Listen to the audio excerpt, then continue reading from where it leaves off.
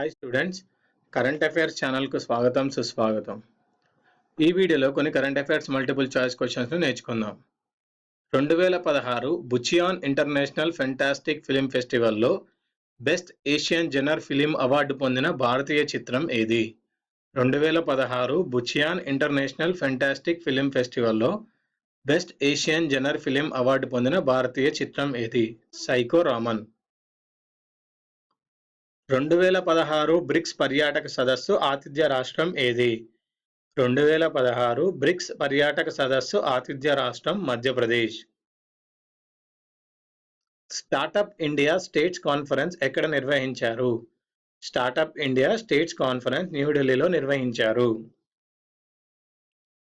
70వ స్వాతంత్ర దినోత్సవం సందర్భంగా రూపొందించిన తిరంగా యాత్ర థీమ్ సాంగ్ 70 సాల్ ఆజాదీ యాద్ కరో కుర్బానీను ఎవరు కంపోజ్ చేశారు? 70వ స్వాతంత్ర దినోత్సవం సందర్భంగా రూపొందించిన తిరంగా యాత్ర థీమ్ సాంగ్ 70 సాల్ ఆజాదీ యాద్ కరో కుర్బానీని ఎవరు కంపోజ్ చేశారు? కేశిరాజు శ్రీనివాస్. చైనాలోని నాన్జింగ్ ఆడిట్ విశ్వవిద్యాలయం నుంచి సత్కారం పొందిన భారతీయ ప్రముఖుడు ఎవరు?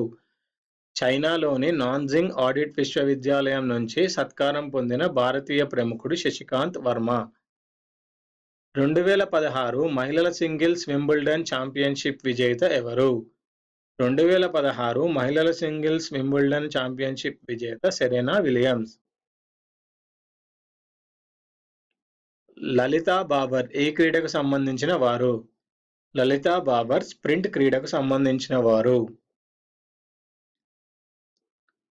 న్యూఢిల్లీలో ఇటీవల ఇంటెన్సిఫైడ్ డయోరియా కంట్రోల్ ఫోర్ట్నైట్ IDCFను ప్రారంభించిన కేంద్ర మంత్రి ఎవరు?